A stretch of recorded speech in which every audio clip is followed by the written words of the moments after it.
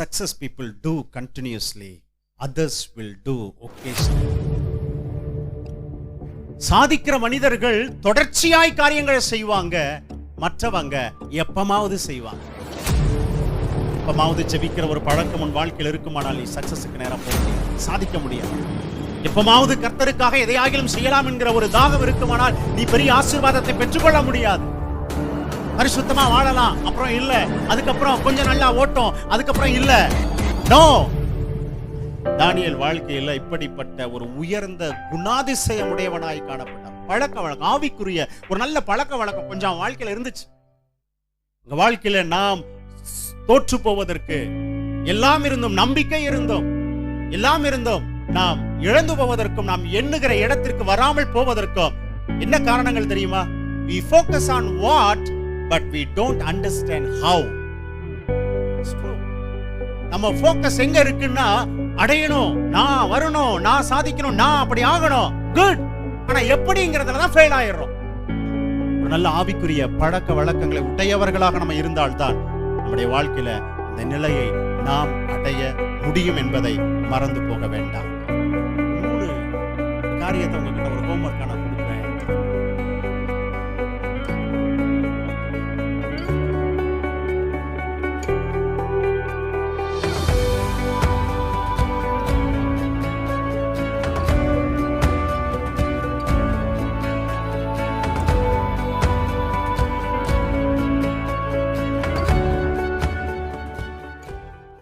வாழ்க்கையில எதையோ மாற்ற வேண்டும் என்ற ஒரு நம்பிக்கையோடு வாழ்க்கையில ஓடிக்கொண்டிருக்கிறீங்களா? மேபி குடும்பத்துல சில மாற்றத்தை கொண்டு வந்தே ஆகணும், இல்லைன்னா ஒண்ணும் முடியாது, நான் போகிற போக்கிலே போயிட்டு இருந்தேன் அப்படின்னா என்னுடைய தொழில் இப்படியே இருக்குமானால் ரொம்ப கஷ்டம். I have to change something in my life. என் வாழ்க்கையில நான் இதை மாற்ற விரும்புகிறேன், போகிற போக்கை திருப்பி என் வாழ்வை இவ்வாறு நான் நடத்த விரும்புகிறேன் என்று சம்திங், ஏதாகிலும் ஒன்றை மாற்ற வேண்டும் என்ற ஒரு நினைவும் அதிலே நம்பிக்கையும் உடையவர்களாக வாழ்க்கை என்கிற ஓட்டத்தில் ஓடிக்கொண்டிருக்கிறீங்களா? அது எது வேணா இருக்கலாம்.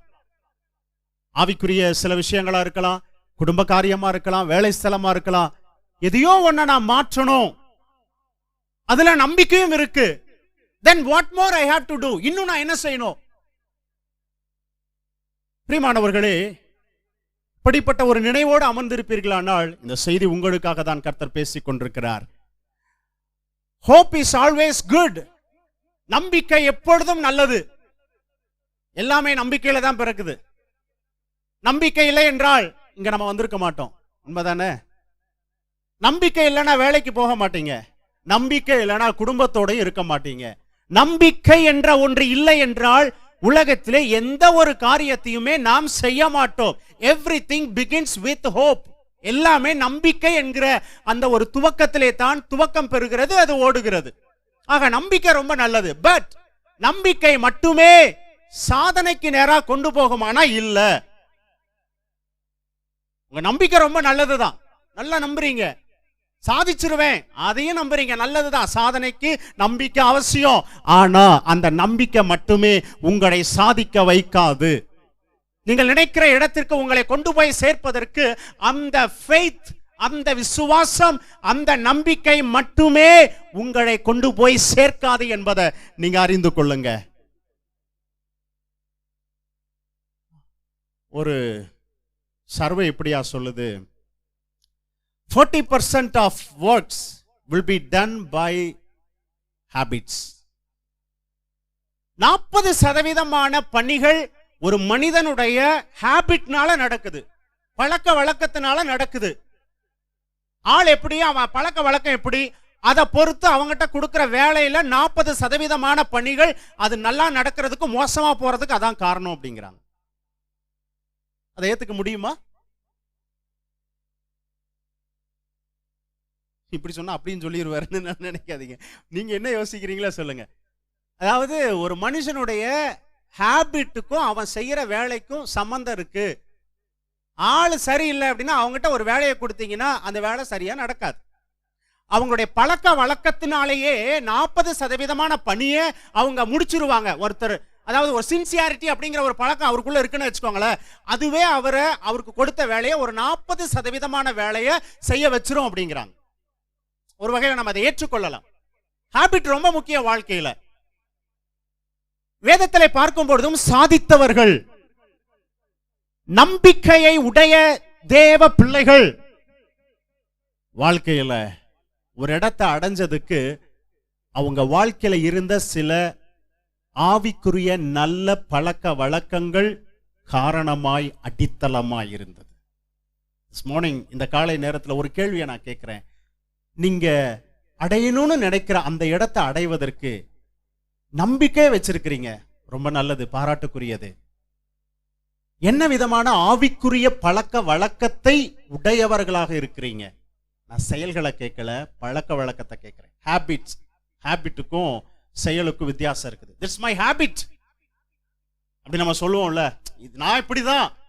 அப்படி எந்த ஆவிக்குரிய பழக்க வழக்கங்களை வச்சிருக்கிறீங்க நீங்க நினைக்கிற இடத்தை அடைவதற்கு? ஹேபிட் ரொம்ப முக்கியம். உங்க வாழ்க்கையில குணாதிசயம், பழக்க வழக்கங்கள் மிக மிக முக்கியமானதாய் கர்த்தர் பார்க்கிறார். ஒரு மனுஷனை ஆசீர்வதிக்கிறதுக்கு ஆண்டவர் மனுஷனுடைய கேரக்டரை பார்க்கிறார், ஹேபிட்டை பார்க்கிறார். காலை நேரத்தில் தானியேலுக்கு நேராக உங்களுடைய சிந்தனையை நான் திருப்ப விரும்புகிறேன். மிகவும் பரிச்சயமான ஒரு பகுதி தான், ஆனா ஒரு வித்தியாசமான பார்வையில நம்ம இன்னைக்கு பார்க்க போறோம். ஒரு மனுஷனுடைய சாதனைக்கு நம்பிக்கை முக்கியம். நம்பிக்கை மட்டுமே போதாது, சில ஆவிக்குரிய குணங்கள், பழக்க வழக்கங்கள் அவசியம். தானியேல் எழுதின புஸ்தகம் 6ஆம் அதிகாரம் 5வது வசனத்தை எடுத்தவங்க வாசிக்கலாம். அப்பொழுது அந்த மனுஷர், நாம் இந்த தானியேலை அவனுடைய தேவனை பற்றிய வேத விஷயத்திலே குற்றப்படுத்தும் முகாந்திரத்தை கண்டுபிடித்தால் ஒழிய அவனை வேறொன்றிலும் குற்றப்படுத்தும் முகாந்திரத்தை கண்டுபிடிக்க கூடாது என்றார்கள். போதுங்க, தானியேலை பற்றி நம்ம நல்லா அறிவோம். தானியேலை சிங்க கவியில போட்டாங்க, வெளியே வந்துட்டாரு, அப்படித்தானங்கய்யா? ஆள் பெரிய ஆளுங்க, பயங்கரமான ஆளுங்க. அவர் முட்டி போட்டு ஜெபம் பண்றாரு, சிங்கம் எல்லாம் அவனை சுத்தி அமைதியா இருந்துச்சு. They listened his prayer. அவனுடைய ஜெபத்தை சிங்கங்கள் கேட்டது. சிலருடைய ஜெபமே சிங்கம் மாதிரி தான் இருக்குது, ஆனா வாழ்க்கையில ஒன்னும் நடக்கிறது இல்லை. ஹலோ, தானியேலுடைய வாழ்க்கையில இவ்வளவு பெரிய காரியங்கள் நடப்பதற்கு என்ன காரியத்தை ஆண்டவர் பார்த்தார்? God looked at some good habits in his life, holy habits. பரிசுத்தமான சில நல்ல குணங்களை, பழக்க வழக்கத்தை தானியேலுக்குள்ள ஆண்டவர் பார்த்தார். ஒண்ணு, குணம்னு சொல்லும் போது, பழக்க வழக்கம் சொல்லும் போது அது ஆண்டவருக்கு மட்டும் தெரியாது, மற்றவங்களுக்கும் தெரியும். அவர் அப்படிதான், அது அவருக்கு மட்டும் தெரியாது, கூட வாழ்றவங்களுக்கு தெரியும், மற்றவங்களுக்கு தெரியும். அப்படி தானியேலுடைய வாழ்க்கையில என்ன பழக்க வழக்கத்தை பார்க்க முடியுது அப்படின்னா, குற்றமற்றவன் அப்படிங்கிற ஒரு காரியம்.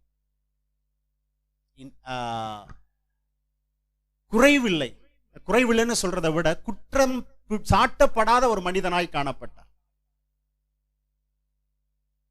தெய்வ காரியத்துல மட்டும்தான் அவனை குறை கண்டுபிடிக்க முடியும். அதுவும் எப்படின்னா, அவர் யெகோவா தேவனை தவிர வேற யாரையும் ஆராதிக்க மாட்டார்.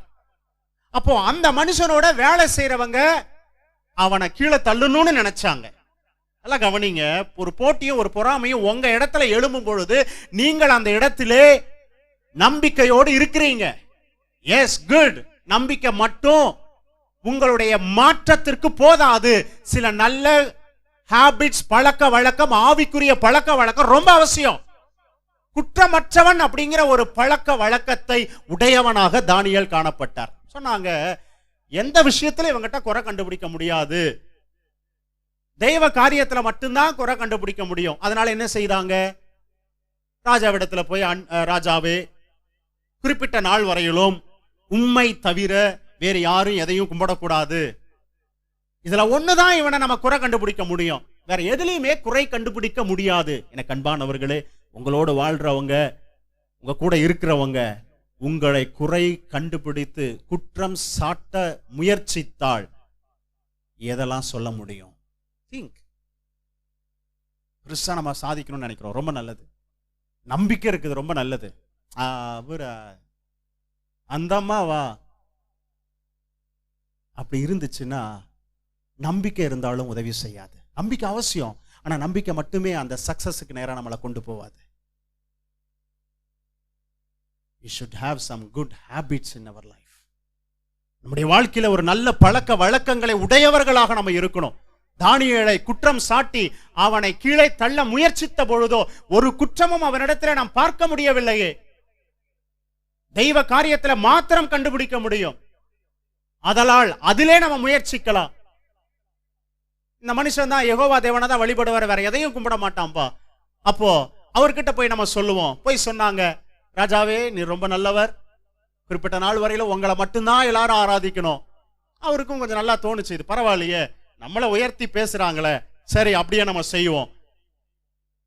ஆனா இந்த மனுஷன் அதை செய்ய மாட்டான்னு தெரியும். அப்போ இவனை சிங்க கெபில தூக்கி போட்டு இவனுடைய மேட்டரை முடிச்சிடணும். பாருங்க, வேலை செய்யறவங்க கூட இருக்கிறவங்க தந்திரமாய் பிடிக்க முயற்சிக்கிறார்கள். ஆனா ஒரு பரிசுத்தமான குணாதிசயம் உடைய ஒரு மனிதனாய் இவன் வாழ்ந்தபடியினால கர்த்தர் அவனோடு கூட இருந்தார். ஹல்லேலூயா. கர்த்தர் அவரை விடுவித்தார்.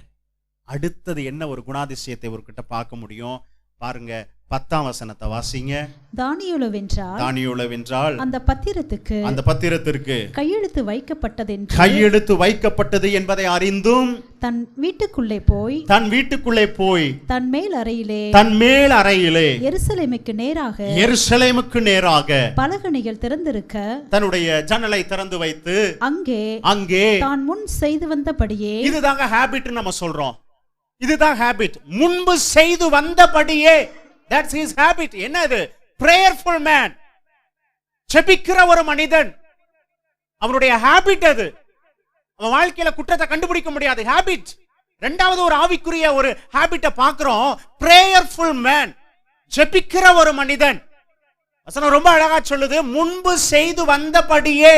ஏதோ பத்திரத்துக்கு கையெழுத்து போட்டாங்க, ஆண்டவரே I am here, please help me. No, that kind of prayer. இந்த மனுஷன் முன்னாடி செஞ்சு வந்த மாதிரியே அவர் தொடர்ந்து ஜெபம் பண்ண போறார். பத்திரத்துக்கு கையெழுத்து போட்டாச்சு, கொஞ்சம் ஜெபத்தை போஸ்ட்பான் பண்ணி வைக்கலாமா? ஆண்டவரே என் சூழ்நிலைகளை நீர் அறிவீர். ஆண்டவரே அறிவார். அது இல்ல, கையெழுத்து போட்டாங்கன்னு தெரியும். இப்போ நான் ஜெபம் பண்ணனா அவங்க சொன்னதை வழிபடாம இப்போ நான் யெகோவா தேவனை வழிபட்டா அவன் என்ன தூக்கிட்டு போவான். He completely understood. ஆனாலும் அது அவன் பழக்கம், மாத்த முடியல. சொல்றோம்ல சில பழக்கத்தை இதுன்னு நினைக்கிறேன், ஆனா விட முடியல. Why? That became your habit. இடைப்பட்ட நாட்கள்ல இருந்து செஞ்சு பார்த்த காரியங்கள் ஒரு ஹாபிட்டா மாறிடுச்சுன்னா அதை விடுறது கஷ்டம். அப்படிதான் தானியேலுக்கு ஜெபம் ஹாபிட்டா மாறி போச்சு. முன்பு செஞ்சு வந்தபடியே அவன் ஜெபம் பண்றார். நான் சாதாரண மனுஷனா இருந்தாலும் அப்படித்தான், என்னை கொண்டு போய் நீ முதலமைச்சரா வச்சாலும் அதே வேலை தான் அப்படிங்கிறார். எந்த இடத்துல என்ன தூக்கி வச்சாலும் 3 வேளை ஜெபம்னா ஆட்டோமேட்டிக்கா எனக்கு கால் போகுது, என் மனசு போகுது, நான் ஜெபிச்சே ஆகணும். அவர் ஜெபம் பண்ண போயிட்டாரு. ஜன்னலை திறந்து வச்சு ஜெபம் பண்றது பழக்கம். இப்ப ஜன்னலை திறந்து வச்சா தெரியுமா தெரியாதா? அதான் பழக்கம். He never feared. He never afraid. அவர் போறார், தன்னை திறந்து வைக்கிறார், ஜெபம் பண்றார். ஏன் எருசலேமை நோக்கி பண்றார்? எருசலேமில இருந்து வெளியிலே இவர்கள் கொண்டு வரப்பட்டவர்கள். அப்ப எருசலேமில தேவ ஆலயம் இருக்கிறது. ஒரு நம்பிக்கை என்ன? இந்த ஸ்தலத்திலே ஏறெடுக்கிற விண்ணப்பங்களுக்கு உமது செவிகள் கேட்பதாக, கண்கள் திறந்திருப்பதாக. அதை பிரதிஷ்டை பண்ணும்போது அப்படி பிரதிஷ்டை பண்ணாங்க. அந்த ஆலயம் ரொம்ப முக்கியம். இப்ப ஆலயத்துல இல்ல, ஆலயத்துக்கு போக முடியல, அட்லீஸ்ட் அந்த டைரக்ஷன்லயாச்சும் நம்ம ஜெபம் பண்ணலாமே. அதுக்காக தான் ஜன்னலை திறந்து வச்சார். அதுக்காக தான் எருசலேமை நோக்கி ஜெபம் பண்ணார். அதனால இன்னைக்கு வெளியில போனதுல இருந்து பிப்ளிக்கல் சர்ச் ஆஃப் இந்தியாவுடைய டைரக்ஷன் என்ன போடுறா கூகுள்ல.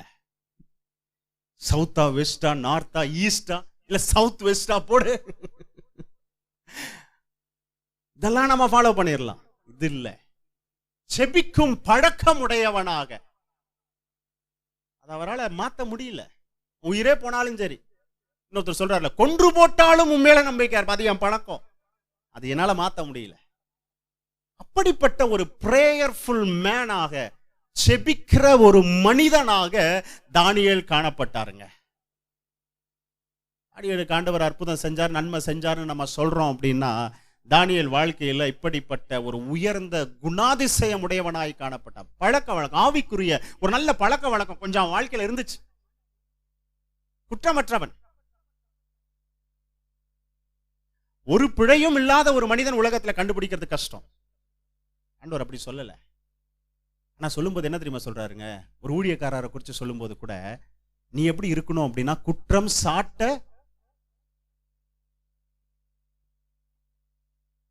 வசனம் தானே, சொல்லுங்களேன், குற்றம் சாட்டப்படாதவனாய் இருக்கணும் அப்படிங்கிறார். நீ ஒரு மூப்பரா இருக்கிற, ரைட், நீ ஒரு பாஸ்டரா இருக்கிற, ரைட், இது ஒரு கணத்துக்குரிய ஒரு பணி, ரொம்ப நல்லது. ஆனா உன்னை பார்த்து குற்றம் சாட்டக்கூடிய அளவுல நீ இருக்கக்கூடாதுப்பா அப்படிங்கிறார். பவுல் சொல்லுகிறார், நம்மில் பாவம் இல்லை என்போமானா, யோவானன் சொல்றார். அப்போ ஆனா 1-2 குறைகள் வரலாம், இருக்கும். ஆனா அதுல இருந்து நம்ம வெளியில வரணும், கர்த்தரோட நம்ம ஒன்றி வாழ வேண்டும். பாயிண்ட் அவுட் பண்ணி, இந்த ஆள் இப்படி, அந்த அம்மா அப்படி, இந்த பாஸ்டர் இப்படி, அப்படி இருக்க கூடாதுங்க. That's wrong. இந்த தேவ மனிதனுடைய வாழ்க்கையில குற்றம் கண்டுபிடிக்கணும்னு முயற்சி பண்ணாங்க, ஆனா ஒண்ணுமே கண்டுபிடிக்க முடியல. That's his habit, holy habits. பரிசுத்தமான ஒரு பழக்க வழக்கத்தை உடையவராய் இருந்தார். Clean hands, சுத்தமான கரம், சுத்தமான மனிதனாய் தன் பணியை அவர் செய்து கொண்டிருக்கிறார். சொல்ல முடியுமா? எத்தனை காரியத்திற்கு ஒருவேளை துணை போனவர்களாய் நம்ம காணப்பட்டிருக்கலாம். எத்தனை விஷயத்திலே நம்மை குற்றம் சாட்டி 10 பேருக்கு முன்னாடி நம்மை சொல்லி இருக்கலாம். அப்படி இருக்குமானால் நாம் நம்மை மாற்றிக்கொள்ள வேண்டும். அதாவது நான் கரெக்டா இருந்து பேசுறது அது வேற, அதை விட்டுருங்க, அதை பத்தியே யோசிக்காதீங்க. அது இல்ல. நான் தேவனை தேடுகிறேன், ஆகவே என்னை குற்றம் சாட்டுகிறார்கள், அது அல்ல. நான் சரியாதான் இருக்கிறேன், ஆனாலும் என்னை பத்தி தப்பா புரிஞ்சு பேசுறாங்க, அதை நான் சொல்ல வரவில்லை. ஆனால் நம்முடைய மனசாட்சியும் சொல்லுமா, அவங்க சொல்றது கரெக்ட் தான், கொஞ்சம் அப்படி இருக்க வேண்டாம்.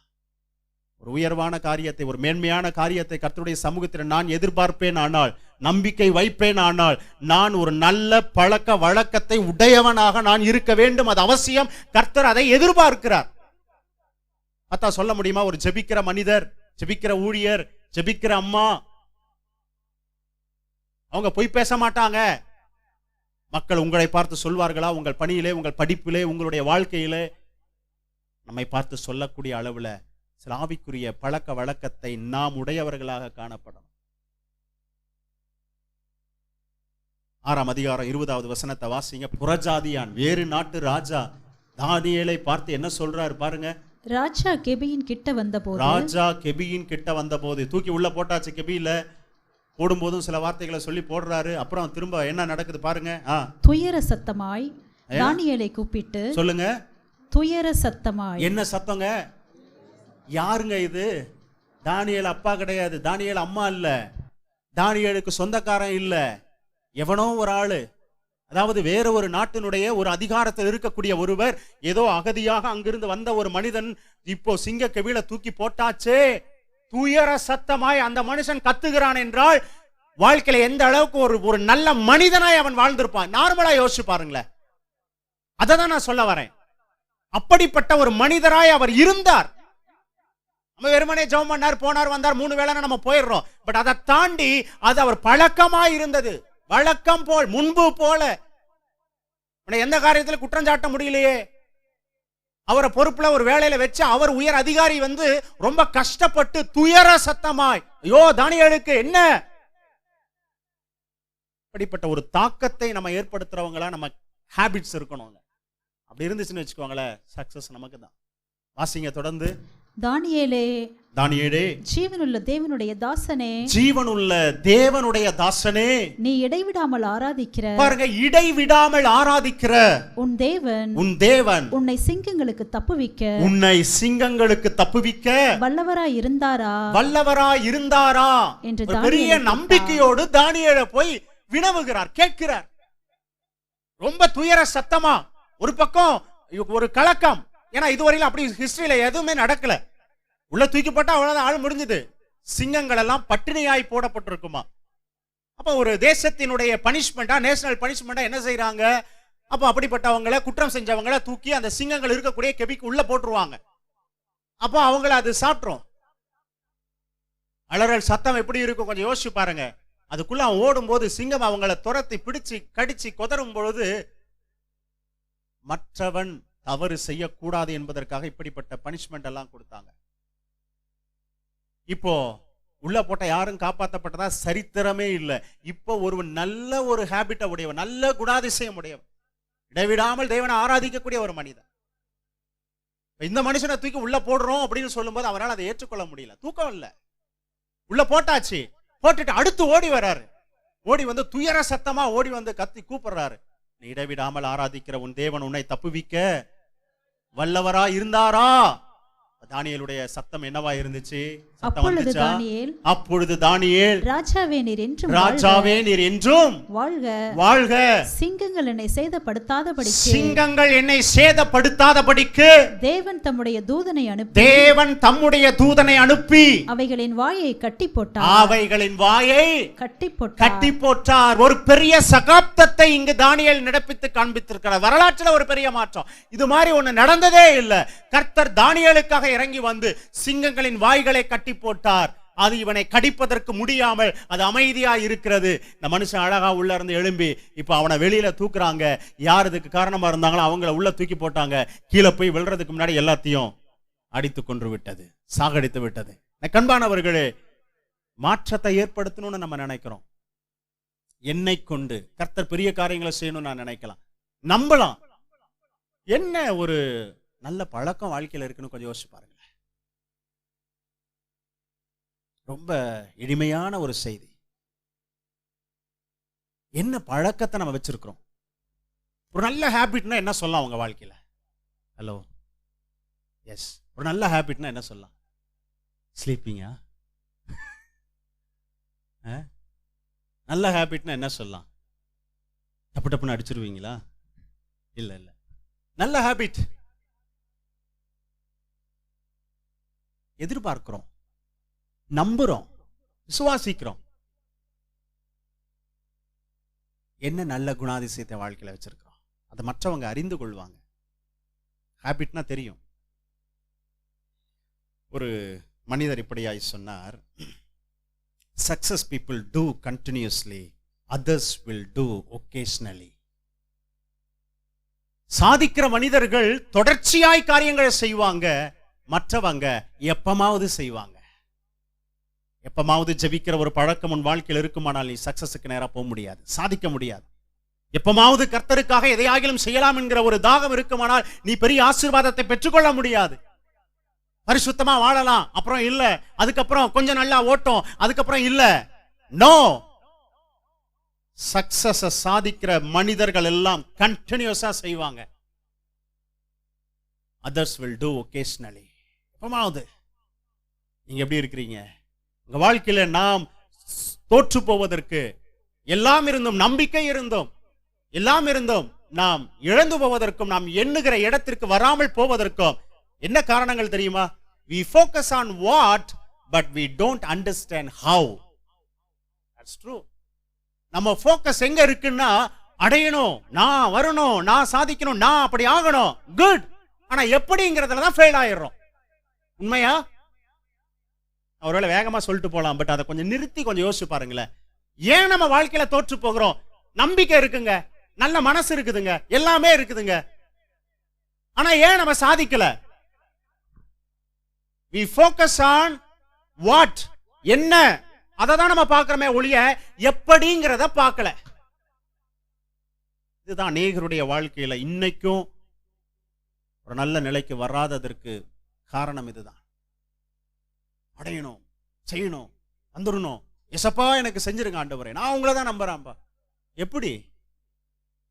தெரியாது. எப்படியாச்சும் ஆண்டவர் எனக்கு செஞ்சுவார். எப்படி செய்வார்? அவரு செஞ்சிருவார். எப்படி செய்வார்? அவரு செய்வார்.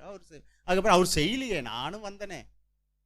we focus on what but we fail on how to achieve that. நம்ம எப்படி அப்படிங்கிறதுக்கு இம்பார்ட்டன்ட் கொடுத்தோம்னா நம்ம என்னைக்கோ எழும்பி ஓட ஆரம்பிச்சிருந்திருக்கலாம். எப்படிங்கிறதுல தான் தோல்வி. அதனால தான் இன்றைக்கும் அதே நிலையில அநேகர் காணப்படுறாங்க. ரெண்டாவது, we don't see progress but we expect instantly. தனடியா நடக்கணும் அப்படின்னு நம்ம நினைக்கிறோம். இது ஒரு ப்ராக்ரஸ் அப்படிங்கிறத நம்ம நினைக்கிறது இல்லை. இது ஒரு தொடர் ஓட்டம், கொஞ்சம் கொஞ்சமா அப்படிங்கிறதெல்லாம் நமக்கு மனசுல இல்லை. உடனே நடக்கணும், உடனே. இன்னைக்கெல்லாம் ஃபாஸ்ட் ஃபுட்டு தான் ரொம்ப அதிகமாக ஓடிட்டு இருக்கு. அதான் நான் போன முறை சொல்லும் போது சொன்னேன், எல்லாத்தையும் மனுஷன் குறுக்கிட்டான்பா. 6 மாசம் விளைஞ்ச நெல்ல 3 மாசம் கொண்டு வந்துட்டான். பெரிய மரமா இருந்ததை இன்னைக்கு ஜாடியிலே கொண்டு வந்துட்டான். நான் 10 மாசங்கிறத மட்டும் குறுக்க முடியல. அதையும் குறுக்க முடிஞ்சா குறுக்கிடுவாங்க. எல்லாமே உடனடியா நடக்கணும். எல்லாமே உடனடியாய். எல்லாத்துக்கும் ஒரு காலம் இருக்குது அப்படிங்கறத நம்ம மறந்து போயிடக்கூடாதுங்க. செடி வைக்கிறீங்க, வச்ச உடனே பழம் வரணும் அப்படின்னா போறீங்க, நல்ல செலுசெலுப்பா ஒரு செடியை வைக்கிறான், வாங்கிட்டு வச்சாச்சு, வச்சு தண்ணியை ஊற்றியாச்சு, உடனே அடுத்த நாளே நான் போய் அதில் ஒரு மாங்காயை பறிச்சுட்டு வரணும் அப்படின்னு நம்ம நினச்சோம்னா என்ன நடக்குமா? நடக்குமா சொல்லுங்களே. ஆனால் அப்படி தானே நிறைய எதிர்பார்க்குறோம் வாழ்க்கையில். ஆமாவா இல்லையா? ஆமா, ஆனால் ஆமா தான். எஸ், இதனடியே எல்லா கடனும் தீர்த்துட்டோம். ஹல்லேலூயா. எப்ப 10 மாசம் லோன் போட்டிருக்கிற, 10 மாசம் போகணும்ல, உண்மையா இல்லையா? ஏன் நான் கேட்கறது கடன் வாங்கினவனுக்கு புரியும், லோன் எடுத்தவங்களுக்கு புரியும். இப்போ உடனடியாக ஆண்டவர் எல்லாத்தையும் செய்யணும். ஆமா, நீ 10 மாசத்துக்கு அக்ரிமெண்ட் போட்டிருந்தா அந்த 10 மாசம் போகுமா போகாதா? ஆண்டவர் அந்தந்த மாசத்துக்கு அந்தந்த காரியங்களுக்கு உனக்கு கொடுத்து உன்னை நடத்தினா போதாதான்னு கேட்கிறேன் நான். போதும். ஒரு காலகட்டம் என்பது இருக்கிறது, அது இயற்கை. எதிர்பார்க்கிற ஆண்டவர்கிட்ட ஆண்டவர் நடத்துவார். அதன் காலத்தில் நேர்த்தியாய் கர்த்தர் செய்வார் என்கிறதை நான் மறந்து போக கூடாது. எல்லாம் உடனடியா நடக்கணும். உடனே எதிர்பார்த்த உடனே முயற்சி தான் நடக்கல, உடனே தூக்கி போட்டுரு, அடுத்ததுக்கு போ. ஹலோ, இதையும் தூக்க கட்ட நிறுத்த, விழுந்துருச்சு, அடுத்துக்கு போடா. எத்தனை ப்ராக்ரஸ் இருக்கு, ப்ராக்ரஸ் இருக்கு. குட் ஹேபிட்ஸ் நம்ம வாழ்க்கையில வச்சிருக்கிறோமா? யோசிச்சு பாருங்க. மூணாவது, ஏன் நம்ம வாழ்க்கையில நம்பிக்கை இருந்தும் எல்லாம் இருந்தும் ஏன் சாதிக்காம ஒரு நிலையை அடைய முடியாமல் போகிறோம் என்றால், our negative self perception kills our success. நம்முடைய எதிர்மறையான கருத்துக்களே நம்முடைய சாதனையை கொன்று விடுகிறது. என்னால முடியாது, அதெல்லாம் எனக்கெல்லாம், அதுக்கெல்லாம் ஒரு முகராசின்னு ஒண்ணு வேணும் இல்ல? ஆமா, அதுக்கெல்லாம் ஒரு இது வேணும். நம்ம எங்க இப்படியெல்லாம் நினைச்சிருந்தா ஆபிரகாம் லிங்கன் உயர்ந்திருக்க முடியாது. உயர்ந்த மனிதர்கள் எல்லாம் எல்லாருமே உயர்விலிருந்து உயரவில்லை, அடித்தட்டிலிருந்து உயர்ந்தவர்கள் ஏராளம் உண்டு. நல்லா யோசிச்சு பார்த்தீங்கன்னா, வெறும் நம்பிக்கை மட்டும் இல்லை, அவங்க வாழ்க்கையில் நிறைய ஹேபிட்ஸை வச்சிருந்தாங்க. திங்க், சிலருக்கு அதிகாலையிலே உலக பிரகாரமாகவே நான் சொல்றேன், அதிகாலையில எழும்பணும், பழக்க வழக்கங்கள், நான் இப்படிதான் இருக்கணும், இப்படிதான் செய்யணும், நான் இப்படிதான். they had some good habits. என்ன ஹேபிட்ஸ் இருக்கு நம்ம வாழ்க்கையில சொல்ல முடியுமா? ஆவிக்குரிய ரீதியா நம்ம எதிர்பார்க்கிறோம் கர்த்தர் நமக்கு செய்யணும், நல்லது. பட் நம்பிக்கை மட்டுமே ஒன்னும் செய்யாதுங்க. நம்பிக்கை அவசியம். நம்பிக்கை இல்லைன்னா ஒண்ணுமே நம்ம செய்ய மாட்டோம். பட் நம்பிக்கை மட்டுமே நம்மை இலக்கை அடைய செய்யாது. பழக்க வழக்கம் இருந்தா தான், ஒரு நல்ல ஆவிக்குரிய பழக்க வழக்கங்களை உடையவர்களாக நம்ம இருந்தால்தான் நம்முடைய வாழ்க்கையில அந்த நிலையை நாம் அடைய முடியும் என்பதை மறந்து போக வேண்டாம். இந்த மதிய நேரத்தில் ஒரே ஒரு 3 காரியத்தை உங்ககிட்ட ஒரு ஹோம்ஒர்க்காக நான் கொடுக்குறேன். கொஞ்சம் யோசிச்சவங்களா நீங்கள் வீட்டுக்கு போங்க. இந்த செய்தியை கேட்கும்போது நீங்கள், என் வாழ்க்கையில் என்ன ஆவிக்குரிய குணாதிசயம் இருக்கு, யூ திங்க், யோசிங்க. நான் எதிர்பார்க்குறேன் பெருசாக ஆண்டவர் எனக்கு செய்யணும்னு, நல்ல நம்பிக்கை வச்சிருக்கிறேன். குட், நல்லது. But what good habits you have? உங்களுக்கு ஆண்டவர் கொடுக்கிறதுக்கு, உங்களை மெச்சிக்கொள்வதற்கு என்ன ஒரு நல்ல ஆவிக்குரிய குணாதிசயம் உடையவர்களாக நீங்க இருக்கிறீங்க, நான் இருக்கிறேன். நான் எதிர்பார்க்கிறேன், ஆண்டவரே, good, I can do it, என்னால் செய்ய முடியும். பட் உனக்கு அப்படின்னா என்ன தரத்தை உடையவர்களாக நீ வாழ். ஏன்னா நீதியின் தேவனாய் நான் இருக்கிறேன் அல்லவா. It is not to goal, it is matter that who goals. செஞ்சிடணும் இல்லை, யாரால் அது செய்யப்படுகிறது. உங்க குடும்பம் உயர்த்தப்படணும், குட், யாரால்? அது ஏன் உங்களால் இருக்கக்கூடாது? It's matter who goals. யாரால் உங்களால் நடக்கணும் அப்படின்னா, உங்க வாழ்க்கையில் சில நல்ல குணாதிசயங்களை உடையவங்களா நீங்க இருங்க. யோசிச்சு பாருங்க, ஒரு 3 குணம், நல்ல பழக்க வழக்கம். என் வாழ்க்கையில் இது நல்ல பழக்கங்க. 3 பழக்க வழக்கம் ஆவிக்குரிய ரீதியா பரிசுத்த, நீ ஹோலி ஹேபிட்ஸ்னு சொல்லிக்கோங்க, இல்ல ஸ்பிரிச்சுவல் ஹேபிட்ஸ்னு சொல்லிக்கோங்க. ஆண்டவர் நம்மளை கொண்டு செய்யறதுக்கு ஒரு 3 பழக்க வழக்கம்.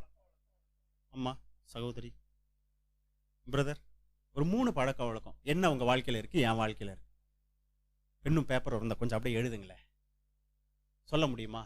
தானியேலை பார்க்கும்போது குற்றமற்றவன், வழக்கம் போல் ஜெபிக்கிற ஒரு மனிதன், man of prayer, man of integrity, innocent, குற்றமற்றவன். இப்படி அவருடைய வாழ்க்கையில நிறைய இருந்துச்சு. இடைவிடாமல் ஆராதிக்கிற ஒரு தெய்வ மனிதன். உங்க வாழ்க்கையில என்ன குணாதிசயம்? ஒரு 3 காரியத்தை சொல்ல முடியுமா? Man of, woman of, fill that blanks. ஏதாவது தெரியுதா? நம்பிக்கை மட்டுமே வாழ்க்கையில அங்க கொண்டு போகாதுங்க. இதான் நிறைய கிறிஸ்தவர்கள் ஏமாந்து போறாங்க. தானியேலை பத்தி பேசிக்கலாம், மோசேயை பத்தி பேசிக்கலாம். ஒவ்வொரு தலைமைத்துவத்திலே நின்று சாதித்த ஒவ்வொரு தேவ பிள்ளைகளுக்கும் வாழ்க்கையில நல்ல குணாதிசயங்களை உடையவங்களா இருந்தாங்க. மோசே தன்னுடைய ஜனம் அப்படிங்கிற ஒரு இதுல அந்த ஒரு இது இருந்தது இல்ல, அம்மாவா இல்லையா? என்னுடைய ஜனத்தை தொடும்போது அவனுக்கு அதை ஏற்றுக்கொள்ள முடியல. That's his habit. என்ன ஒரு ஆவிக்குரிய பழக்கத்தை உடையவர்களாக நம்ம இருக்கிறோமோ அதுதான் நம்ம ஹேபிட் தான். நம்ம வேற ஒண்ணுமே இல்லை. நம்ம குணாதிசயம் தான், நம்ம பழக்க வழக்கம் தான். நாம் தான் நம் எதை அடைவோம். அப்போ நம்முடைய வாழ்க்கையில நல்ல குணாதிசயம், நல்ல பழக்க வழக்கங்கள் இருக்கும் பொழுதுதான் நாம் சாதிக்கிறவர்களாக முடியும். நம்பிக்கை வந்துடலாம். இப்படி ஒரு 4 செய்தியை கேட்கும் போது, அல்லது ஒரு 4 இடத்துல நம்ம 4 இடத்துக்கு நம்ம போகும்போது வரும்பொழுது, ஓ நம்மளும் இப்படி ஆகலாம், நம்மளும் இப்படி இருக்கலாம். you may get some vision in your life. சில தரிசனம் உங்களுக்கு தோணலாம். அதெல்லாம் அடைஞ்சிட முடியுமா? என்ன ஆவிக்குரிய நல்ல குணங்களை நம்ம வச்சிருக்கிறோம்? இருந்தா எழுதுங்க, இல்லைன்னா இப்போ கண்டினியூ பண்ணுங்க. என்ன ஒரு நல்ல ஆவிக்குரிய குணத்தை உடையவர்களாக நான் இருக்க விரும்புகிறேன். Can you write something in your notebook? நீங்கள் எழுத முடியுமா? எழுதுகிற மெசேஜ் எழுதிட்டு இருக்கிறீங்கல்ல ஒரு சிலர், அப்படி நீங்கள் மெசேஜ் எழுதலைனாலும் இப்போ நீங்கள் யோசிங்க. போகும்போது ஒரு 3 ஆவிக்குரிய குணாதிசயத்தை உடையவங்களா நான் வாழணும் வாழ்க்கையில் அப்படின்னு ஒரு 3 சிந்தனையை கொண்டு போங்க. ஒன்று மேன் ஆஃப் ப்ரேயர், நான் ஜெபிக்கிற ஒரு மனிதனாக இருக்கணும், கொண்டு போங்க. இல்லை ஊழியத்தை தாங்குற ஒரு இந்த ஒரு குணம், ஊழியத்தை தாங்கக்கூடிய ஒரு குணம், அந்த ஒரு மனிதனா நான் இருக்கிறேன். ஊழியம் செய்யக்கூடிய ஒருத்தரா நான் இருக்கிறேன். பரிசுத்த குணங்கள் கொண்டு வாங்க. மேன் ஆஃப் அப்படின்னு நீங்க என்னத்தை சொல்ல விரும்புறீங்க? உமன் ஆஃப் உருவாக்குங்க. ஆவிக்குரிய குணங்களை உடையவர்களாக, பழக்க வழக்கத்தை உடையவர்களாக நீங்க இருங்க. சக்சஸ்ஃபுல், நம்ம சாதிக்கிற மனிதர்களாய் நம்ம இருக்கணும்னு விரும்புவோம் அப்படின்னா தொடர்ச்சியாக நம்ம அதை செய்யணும். மற்றவங்க எப்பமாவது செய்வாங்க. இப்போ நீங்கள் எழுதுனதை கண்டினியூவாக நீங்கள் அதில் நில்லுங்க. இப்போ நம்பிக்கை வைங்க. கர்த்தருடைய வாக்குத்தத்தத்தை நம்புங்க. தேவன் நிச்சயமாக செய்வார்.